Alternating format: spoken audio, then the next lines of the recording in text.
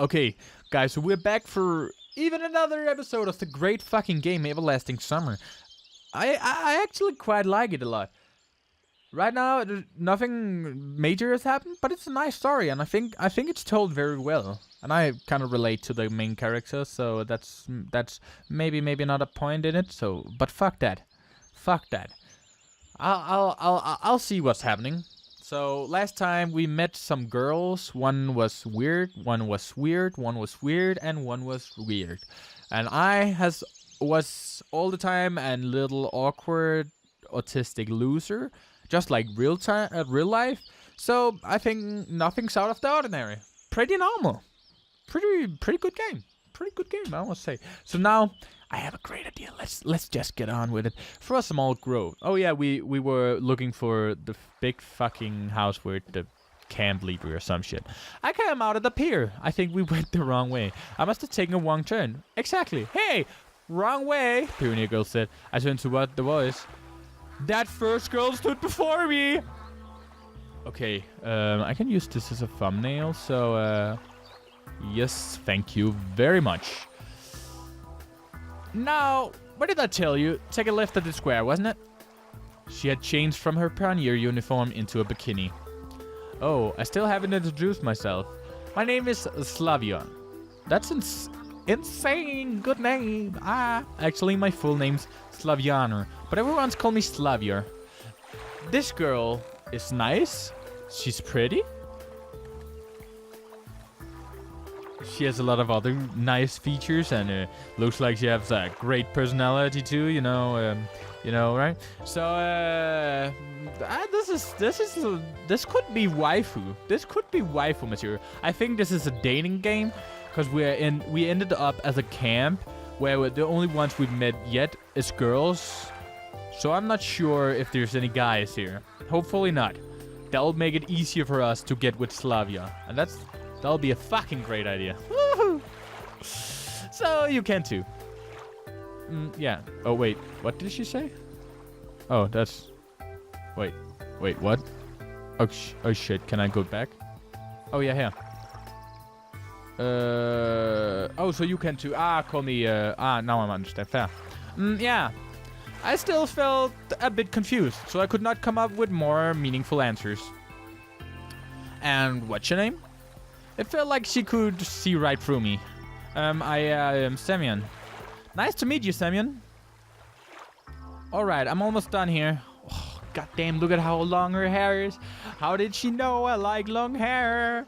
Whoa. I don't know if she knows. She's just like a coincidence, probably. I fucking love long hair, boys. That's great. Alright, I'm almost done here. Nice. Could you wait here a minute? I'm going to change, and we'll go to Olga Dmitrievna together. Agreed? Okay. I'm sorry if you'll get mad about me pronouncing the Russian names pretty fucking poorly. Sorry for not being Russian. I can barely pronounce these English words, right? How the fuck am I supposed to pronounce the Russian words right? I ain't gonna do that. So I'm gonna continue pronouncing them like shit, okay? Good. Now let's continue on. Agreed. After this exchange, she ran off. I sat on the pier and let my feet hang into the water. I was wearing heavy winter boots, but in such weather, there was nothing wrong in getting my feet wet. Furthermore, it let me cool myself a little. Looking at the river, I was brainstorming and processing everything that has happened.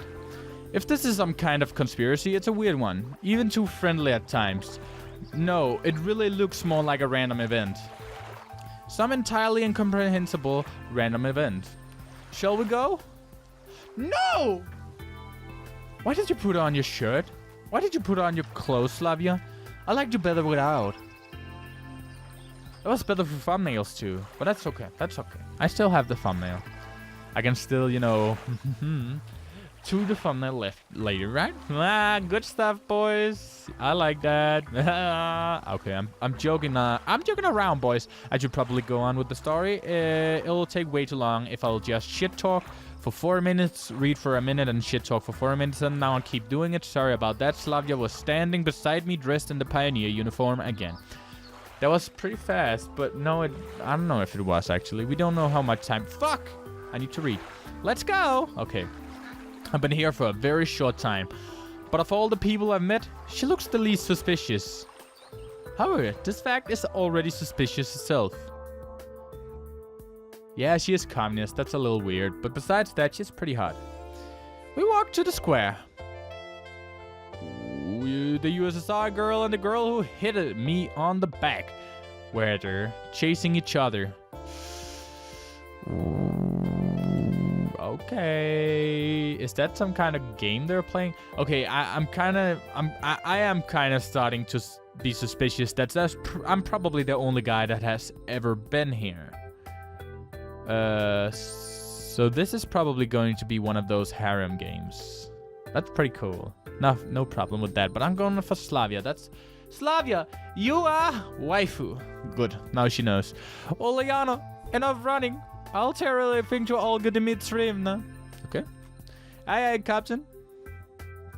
I decided not to question Slavia for a while about what was going on or the local residents. Better meet with this mysterious Olga Dmitrievna first. Sounds like she's the boss here. We walk past the rows of almost identical cabins, some of which look like fat beer barrels, while others look more like household shits. Finally, Slavia stopped in front of a smallish one-story cabin. It looked like an artist painting. The faded paint chipping here and there with age was sparkling in the sun.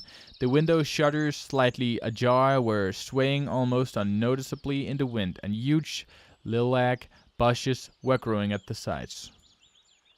It seems as if this ramshackle hut was drowning in a storm of purple silk, and the lilacs, like some elemental force, were inexorable, destroying the true bleeders out. I don't know what the fuck inexorable. Inexorable? I've never heard that word before. What the fuck does that mean? If you know, leave it in the comments, please. What are you standing around for? Let's go. Okay, Slavia. Everything for you, boy. Everything for you, go. Yeah. Slavia. Slavia snapped me out of my daydream. And stop teasing Lena already. I've always said, ah! Okay, I didn't. I screamed in person. Lena? No, Rena. You didn't take her from Hirogashi no Nako Koroni, did you? That kind of looked like it. And if you did that, I'll be very annoyed. Cause they'll be lazy. Very fucking lazy. Sounds like there's someone inside.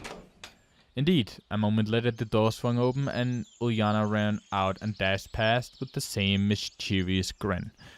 I should come up with some names for these not names, voices. The pigtailed girl came out. Don't let it bother you, Lena. Okay.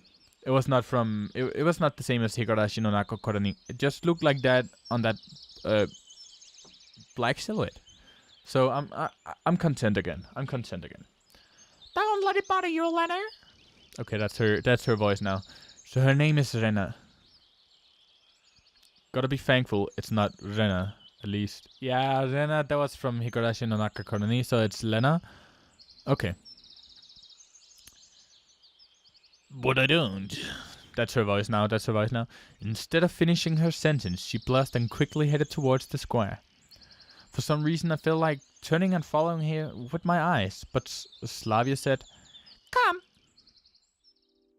We entered the cabin. Inside it looked something similar to what I imagined. 2 beds, a table, a couple of chairs, a simple carpet on the floor, a wardrobe. Nothing special. But at the same time, it felt homelike and cozy, although this room was almost in the same state of disorder as my own flat. The girl standing near the window appeared to be about 25 years old. No. She appeared to be quite younger, maybe about the 20 years old, in my opinion. But okay, the game says 25, so that she's probably 25. Nature had obviously gifted her with a pretty face and a good body. I agreed, she's looking pretty good, but she ain't no Slavia, okay? At least one thing can keep you happy in this pandemonium. The locals are beautiful. Yes. You're finally here. No. Her voice should be... You're finally here. Excellent. My name is Olga Dimitrievna. I'm the camp leader. Nice to meet you. I'm Semyon. I decided to talk as if I wasn't surprised by anything that was going on. She came closer. We've been expecting you since early morning. You've been expecting me? Yes, of course. And when does the next bus come? Cause and why do you need it? Yeah, right. Why would I need it? Guess I shouldn't ask direct questions. The people here may react to them quite unlike how I'd prefer. And I doubt I get any answers. No reason, just curious. By the way, where are we exactly? Or a mailing address, I mean? I wanted to send a letter to my parents to tell them I got here fine. For some reason, I had the desperate idea that if I played along, I would find something out. Oh, but your parents called just an hour ago. Send their regards to you. Now that's a surprise. So, can I call them? Cause I forgot to tell them something before I left. No. She gave me a sweet, spontaneous smile. Why not? We don't have a phone here. Then how could my parents make a call to here? I've just come back from the district's central town. I talked with them there. Ah, so that's how it is. And can I somehow get to that town? No. She kept the same smile. Why not? Because the next bus only comes in a week. I decided not to inquire how the troop leader managed to get there and back. I would get no answer anyway. All this time, Slavia was standing next to me and seemed to find nothing out in our conversation. Oh, we need to find a uniform for you. I've got absolutely no desire to put on pioneer shorts or to wear the ridiculous red neckerchiefs. Neckerchiefs? Is that how it's called? It's not handkerchiefs. That's for the hand. So it's neckerchief because it's for the neck, right? Neckerchief. Neckerchief. Isn't that right? I don't know. Fuck. I should just not care about how I pronounce shit. However, wearing winter clothes in summer isn't a great idea either. Right, thank you. I wonder if I'm the only one here who finds it strange that someone's wearing a coat and winter boots in such heat. Rightio, I'll be off then, and you can get yourself acquainted with the camp. Don't forget to come to dinner in the evening. Having said that, she walked out of the cabin. No, walked is not the right word. She rushed. I end up alone with Slavia. I must go too. Got things to do. Take a walk. Look around the camp. See you in the evening. If there is no threat or catch to this, then this reality as embodied by Slavia becomes more and more appealing. For the first time today, I realized that it was awfully hot here. Although, obviously my winter clothes were too plain for that. I took off my coat and dropped it onto the bed. My pullover followed it. I was now wearing only the shirt. That's much better. All I could do now was follow their advice and go look around the camp. I'll try to find something out in the meantime. Passing the local residential district, I saw a pioneer guy coming my way. Okay, so there is guys here. That makes the camp so much more worse. I only wanted a women-only camp, and then I would, by some chance, get into it and pound all the pussies of the pioneer girl. Okay, that's disgusting. Only of Slavia. I'm joking, boys. And it was a really pioneer guy, not a pioneer girl. Apparently, there were men even in this kingdom of Amazons. Hello! You're new here. You must be Semyon, right? And how do you... Everyone knows already. I'm electronic, by the way. The real name. You can call me that. Electronic, the real name. Things were going from crazy to completely insane. Electronic was a robot character appearing in popular Soviet films and book series. He looked like an exact copy of a school kid called Sergei Chizkov. Now I understand a little better. Communism makes this joke understandable. Oh, okay. Alright. I forgot the voice I gave him. Ulyana. Ulyana also called me Cheesy. No. I'll give it. Ulyana also called me Cheesy. Cheesy? And toast with mushrooms? Because my last name is Cheeskov. Okay, that's... I see. Let me show you around. I accepted his offer as it would have taken much longer to get to know this place alone. Fine, let's go. We ended up at the square again, as if this place was all there is to this camp. Lena was sitting on one of the benches, reading some book. Electronic confidently approached her. Hello, Lena. Meet the new guy, Semyon. He started briskly. Hello. Well, you could say I've already met. We've already met in a way. Yeah. She looked away from the book for a moment, glanced at me, blushed, and went back to reading, as if nothing that we were still there. Here. All right, let's go on. I was at first surprised that meeting this girl was reduced to a couple of... I was at first surprised that the meeting this girl was reduced to a couple of words, but then I thought that it was better that way. Electronics' vigorous activity did not fit well with Lena's shyness. Let's go! Next we came to a building which I instantly identified as a canteen. And this here. I know, this is where you consume organic food. Yeah, something like that. On the canteen's porch stood the unfriendly girl who hit me in the back earlier. At the sight of her, my joking mood vanished in a blink of an eye. Really, now it's not the best time to be pulling this guy's leg, even though it's quite hilarious. First, I need to figure out what's what here, or at least where I am. Here, her over there, that's Alicia Davaskaya, Dachovskaya. Be careful around her. She spoke in a whisper. Don't ever risk calling her Dvacha. She doesn't like that. Dva means two in Russian. The whole nickname sounds exactly like Tuchan in Russian, a reference to the late Tuchan.ru anonymous image board. That's the one I was using in the start. Okay. What did you say? What did you call me? She must have heard him. In the blink of an eye, Alicia jumped down from the porch and dashed towards us. Alright, you managed from here onwards. Electronic took to his heels. Nothing. Do nothing.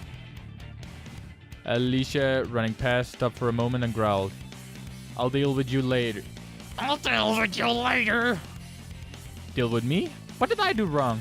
I did a false, guilty smile to my words. But what am I guilty of? She made no reply and carried on chasing Electronic. Okay, I'm fucked up then. Looks like I had to kill time alone, waiting for dinner. I decided to go east, at least in the direction where east would be in my world. Soon after, I found myself near a football pitch, a game in full swing there. I guess watching it for a bit wouldn't do any harm. In my childhood and teen years, I was not a bad player myself and even thought of going professional. But a few injuries in a row killed my desire to risk my health for the sake of uncertain chance in the game. Kids of different ages were running around the pitch. I could see a boy of about 10 and a girl of about 14 years old. A girl?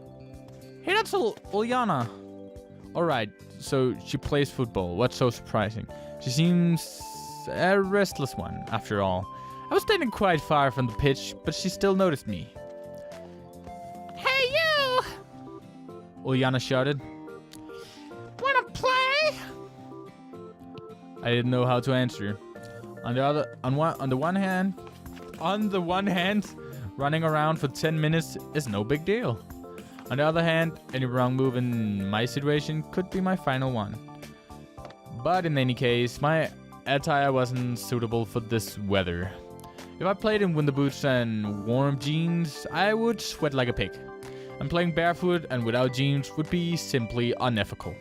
Maybe another time, alright? I shouted in response, turning around and walked back. I was followed by Uliana's screams about my pants, or about me being a pansy or something like that. I already don't like her. Evening was falling, making me feel tired and empty after a day wasted with no real purpose. I came back to the square, sat down on a bench and gave an exhausted sigh. I'd better sit here and wait for dinner. After all, it's easier to search for answers when you're not hungry. They do give food to the people here, right? You know, it's curious how the simplest human needs can break the will to ponder on things, to strive for something. For example, I feel hungry now, so I care much less about where I am or what is happening to me. Could great people also be affected by this? And in that case, how did Spartacus start the slave uprising in ancient time? I can only conclude that I am not a great person, and it does not really matter which mechanisms I serve as a gear in society, the Matrix, or a weird pioneer camp. Fuck. That kinda surprised me. My thoughts were interrupted by the sound of bells chiming from a loudspeaker on a loud pole. It must be dinner time. The dinner call. I headed towards the canteen. It was a good thing that now I knew where it was. Olga Dmitrievna was there, standing on the porch. I stopped and looked curiously at her, as if I were expecting something. She looked back at me for a while, but at last came closer. Oh shit, what the fuck? Okay. I stopped and looked close. Yeah, she was expecting something. She looked back at me for a while and came close. Okay. Semyon! Okay. Semyon, what are you waiting for? Come in already. Guess nothing bad can happen if I go with her. My stomach backed me up here. The two of us went inside. The canteen looked like a canteen. I had a chance to visit the factory canteen at some point in my life. This one was exactly the same, just maybe a bit cleaner and more modern. Metal chairs and tables glazed with tiles on the walls and on the floor, unsophisticated tableware with the occasional quack. Guess that's what a canteen in a pioneer camp supposed to look like. Semyon, wait a moment. We'll find you a place to sit. She looked around the place. Dvochevskaya, hold it right there. Olga Dmitrievna shouted at Alyssa, who was passing by. What? What's up with your clothes? Anything wrong with them? Indeed, her attire looked somewhat provocative. Get your uniform nice and neat right now. Alright.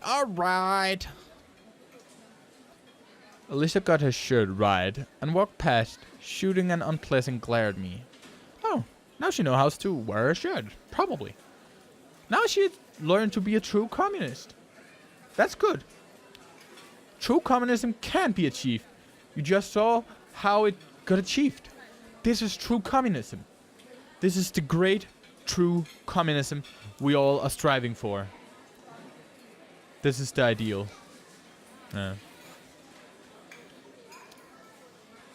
So, where can we find your place to sit? There weren't a lot of free seats.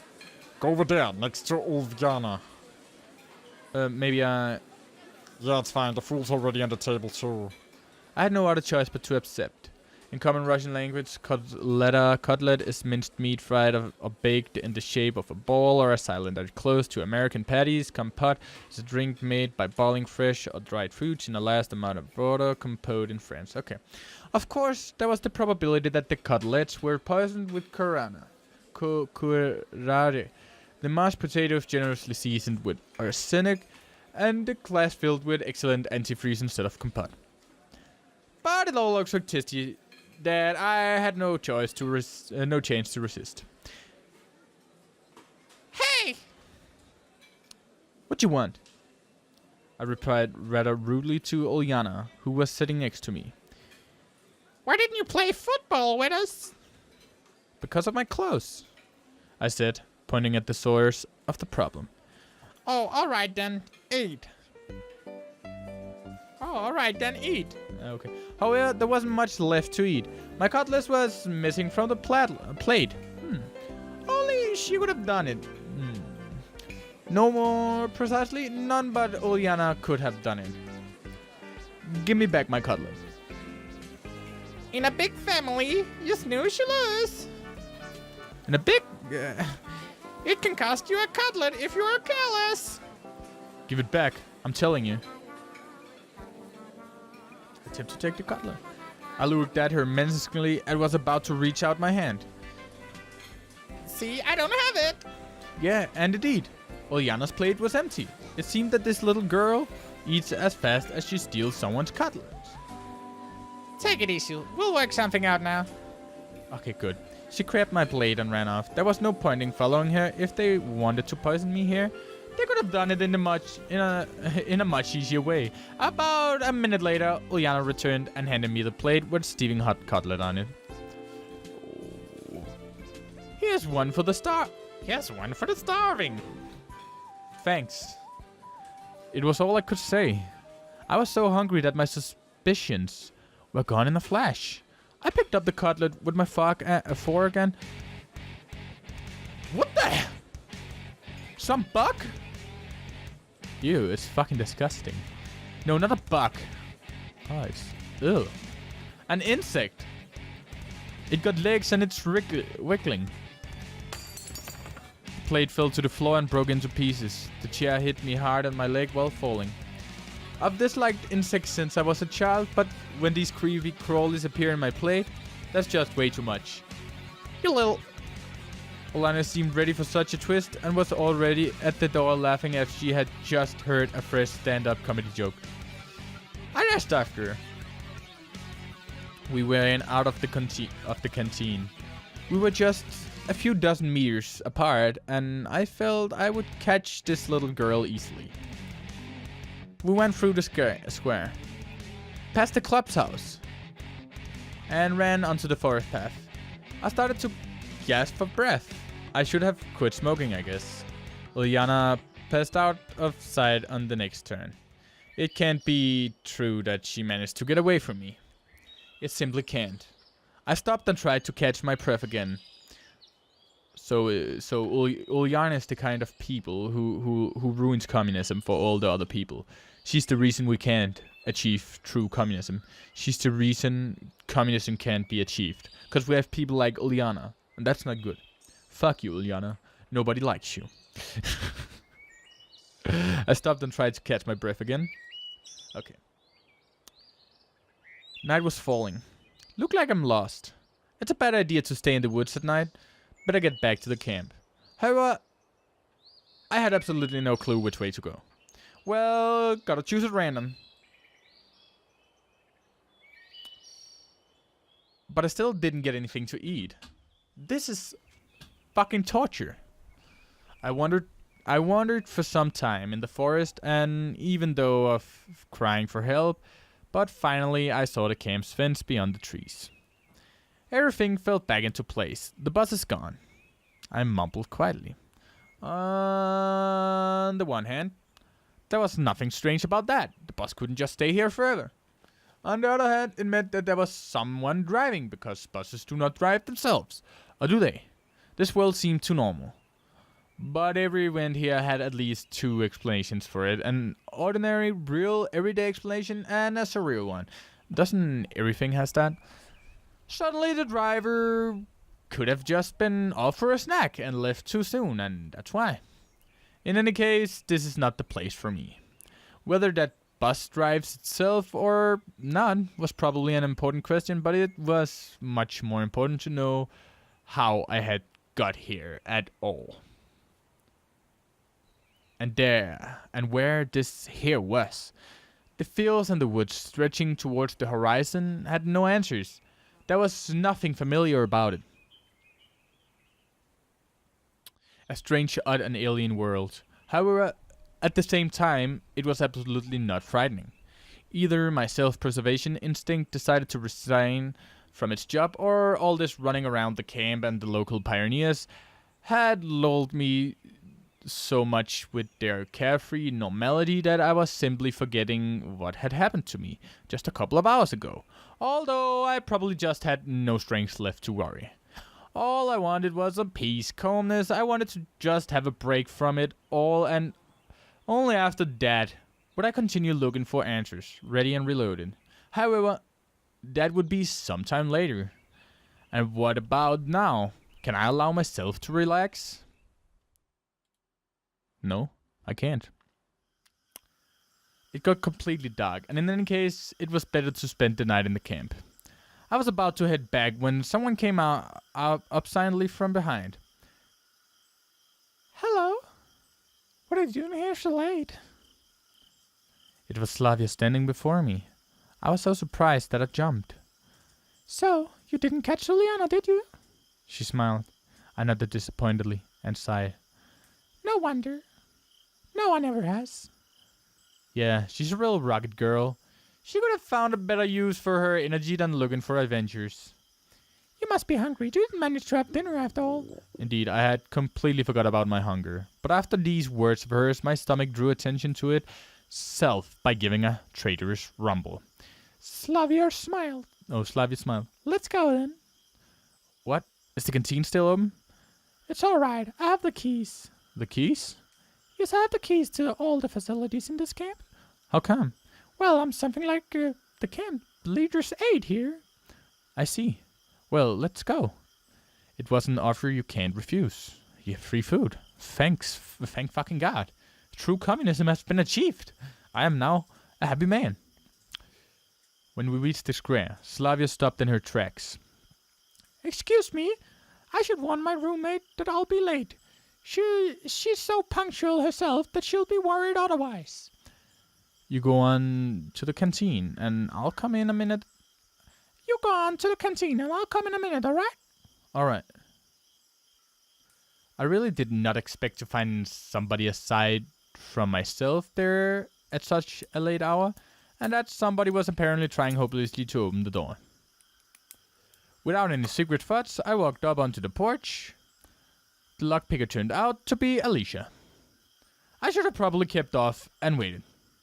She looked at me intensely for a while, then said, "Don't you just stand there? Give me your hand or something." Did you just... Yeah. Meaning... Help me open the door! Why? 'Cause I want some buns and kefir. Dinner wasn't big enough. Is that really a good idea? Aren't you hungry yourself, huh? Ulaya didn't let you have a normal dinner, did she? She smiled sarcastically. It's true, she didn't. It's fine. Slavia will come now and... What? Guess I shouldn't have said that. I'm off then. And you'll pay for this. You owe me 2 already. Having said that, Alicia disappeared into the night. And what was the first one? I don't know. Slavia didn't keep me waiting for too long. Is everything alright? Yeah, why are you asking? No reason, it's nothing. It would be better if I didn't tell her about Alicia. Everything's fine. I said that and immediately heard a note of dishonesty in my voice. Well, shall we go? As for Slavia, she seemed not to have noticed anything. Or at least she was pretending she hadn't. We entered the canteen. Wait a bit, I'll go get something. I sat down on a chair and obediently waited for my savior. My dinner was simple, a few buns and a glass of kefir. No wonder I bet hungry pioneers finished everything off. However, even that was far better than most of my usual diet. Slavia sat across the table and looked at me while I was eating. Is there something on my face? No, just... She smiled. So, how did you like your first day in the camp? Well, I don't really know. It's silly to ask someone who suddenly found himself in a different reality whether he liked the food in the canteen, the camp leader, or his assigned hut. It's alright. You'll soon get used to it. Slavia stared out the window dreamingly. Frankly speaking, I have no desire to get used to such things, but as for her, she doesn't know. Or at least, she wants me to think that she doesn't. Well, all in all, it's nice here. I had to somehow break the awkward silence. Do you think so? She asked without any interest. Yeah, this place is so... I want to say retro, but I managed to hold that back. After all, it was retro for me, but what about them? I might be the only kind of life they knew. If the term life was applicable here at all. So, how? She watched me closely, as if something important depended on my answer. Well, I don't know. Lovely. Yeah, it's lovely here. I guess you're right. She smiled again. It's very good that you think so. Why? Well, not everybody likes it here. And what about you? Me? Yes? I love it here. It's great. Then you don't need to worry about what other people think. Well, I don't really worry. Slavia laughed. This conversation seems to be leading me far astray from where I wanted to get to. And you're worried yourself? Oh wait, what? And you're worried? Okay. You're worried yourself? Really? Why do you say so? Well, when someone is chewing so intensely... I'm sorry. It's okay. I couldn't bring myself to be more cautious around this girl. But why her in particular? Why not any other local inhabitant? Every one of them looked completely normal to me. Precisely normal. So normal it sent chills down my spine and into my fucking marrow. Normal. Not like a neighbor. With a power drill in one hand and a subwoofer in the other. Not like a passenger you can often meet in a subway or on the public transport. Not like a coworker at the next table in the open plan office. And not even like a friend who only differs from other humans in his constant existence. All of them look normal, as I would expect them to be. With their own downside, but without any superpowers. And Slavia was also cute. I glanced at her stealthily, not knowing what to say. I'm sorry. I wanted to show you the camp, but was ran off my feet. I didn't miss anything while on my own, I guess. Are you sure you haven't missed anything at all? She smiled so brightly that I had to drop my eyes in confusion. Well, how would I know? It's my first day here. Okay, and what have you seen so far? I've seen the square, this canteen, the football field. And what about the beach? Just from afar. You really should go there. Let's do it together. Yeah, okay, we will. Her naturalness started to scare me, but then I thought, what if everything that happens here is how it's supposed to be, and this world looks strange only to me, while for them it is normal? Maybe I was thrown into the past. Yes, that would explain a lot. Can I ask a stupid question? No? No, okay. Okay. Oh. Slavia smiled and stood up from the table. It's late.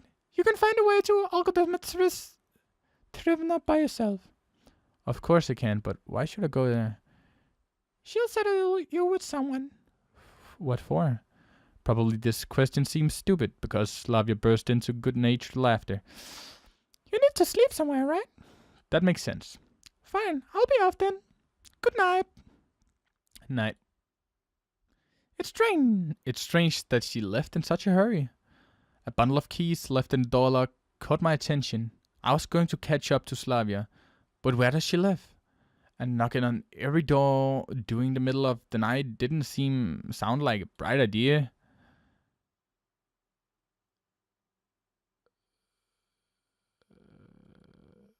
I'd better take them. I'll give them back tomorrow, because who knows what happens here at night. Such fudge gave me chills. It's me who needs to be careful here in the first place. The night, though dark, wasn't silent at all. One could hear chirping crickets, the songs of the night, birds and rustling trees from everywhere. A sudden desire to follow Slavia survived and go to the camp leader's cabin appear. Okay, let's do it. Let's get her as a partner and sleep with. I hope it's Slavia. If it's not Slavia, I'm gonna get fucking furious. Yeah, it's probably a guy, so maybe not. I don't know why, but the sight of the unknown branch builder of communism put me in the constructive mood. I sat on the bench and started to recall everything that happened today. That was all my constructive mood could offer. Here was much brighter than near the canteen. And tardy pioneers were running by, so this place didn't seem scary at all. Bus, summer camp, girls, I was so tired from everything new and strange that I could not come up with a single explanation for what's going on. I heard a barely noticeable rustle nearby. I shivered and looked in that direction. A girl, reading a book.